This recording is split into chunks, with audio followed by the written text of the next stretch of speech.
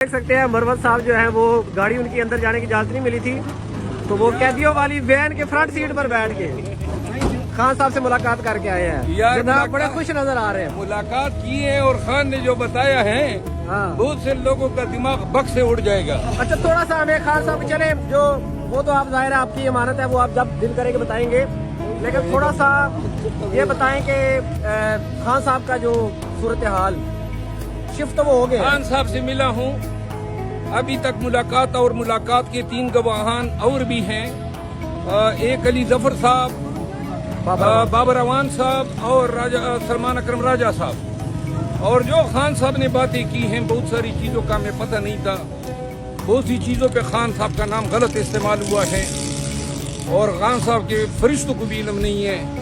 اور اس کے علاوہ بڑی مفید ہماری باتیں ہوئی ہیں. خان صاحب نے کچھ اپنے مسائل بتائے ہیں کہ جو اس کے ذہن میں جو ایشوز تھے جس پہ وہ ہمیں بریف کرنا چاہتے تھے ان کی مجھے ہدایات ہیں سب کے سامنے کہ میڈیا پہ الیکٹرانک سوشل میڈیا پہ آپ نے پاکستان تحریک انصاف اور خان صاحب کا پیغام پہنچانا ہے اور میں ان کے ترجمان کی حیثیت سے اپنے فرائض کی انجام دہی جاری رکھوں گا. اور خان صاحب نے جو ہیں کچھ اور ہدایات دی ہیں کور کمیٹی کے لیے. بابر اعوان صاحب اور میں یہ دونوں پہنچائیں گے. کے پی میں کنونشن انعقاد کرانے کا انہوں نے حکم دیا ہے کہ کے پی کو پروسیڈ کرنا چاہیے اور بہت ساری باتیں میں اس پہ اپنے دفتر میں. سر تھوڑا سا یہ بتائیے کہ خان صاحب شفٹ ہو گئے ہیں اڈیالہ جیل میں تو ان کو کہتے تھے بی کلاس دی گئی ہے لیکن اب سنا دوبارہ سی کلاس دی گئی. کوئی بی کلاس نہیں دی گئی ہے, سی کلاس دی گئی ہیں.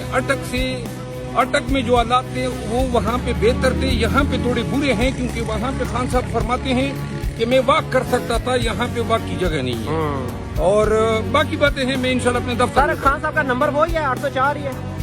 نہیں ابھی تو میں نے قیدی کا نمبر نہیں پوچھا ہے. اچھا لیکن میں نے 2-3 جو سیکیورٹی اور جو میٹریس اور کھانا پینا ٹی وی آج ان کو 5 بجے تک مل جائے گا. ابھی chairman P T I Imran Khan صاحب سے تقریباً لگ بھگ 1 گھنٹہ میری بابر اعوان صاحب کی, علی ظفر صاحب کی اور سلمان اکرم راجہ صاحب کی ملاقات ہوئی. علی ظفر صاحب تھوڑے تاخیر سے آئے. ملاقات میں ہم نے کیسز کے حوالے سے گفت و شنید کی. خان صاحب نے بہت ساری ہدایات دی لیکن جو مجھ سے ریلیٹڈ ہیں سب سے پہلی ہدایت ان کی یہ ہے کہ میں ان کے ترجمان کی حیثیت سے اپنے فرائض الیکٹرانک اور سوشل میڈیا پہ جو ہیں ادا کرتا رہوں.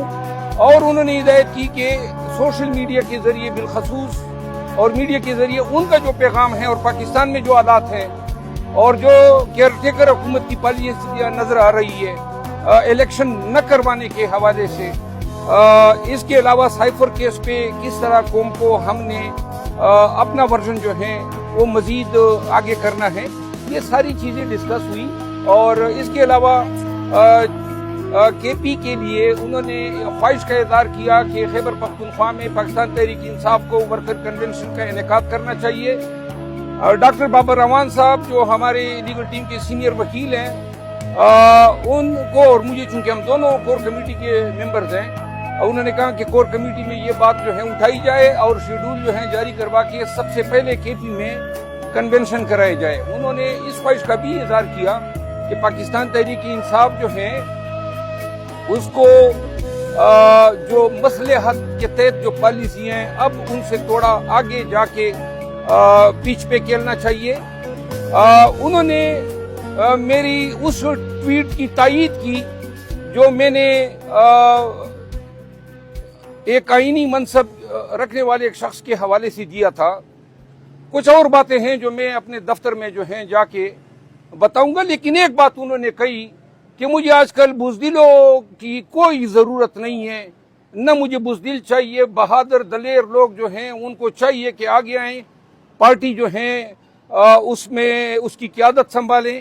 اور خان صاحب کی آج کی باتوں سے معلوم ہو رہا تھا کہ سلولی اسٹیڈلی جو ہیں لیگل بیٹل پہ اور عدالتی جو سپریمیسی ہیں اس کے حوالے سے اس کا اعتقاد مزید کمزور پڑتا جا رہا ہے.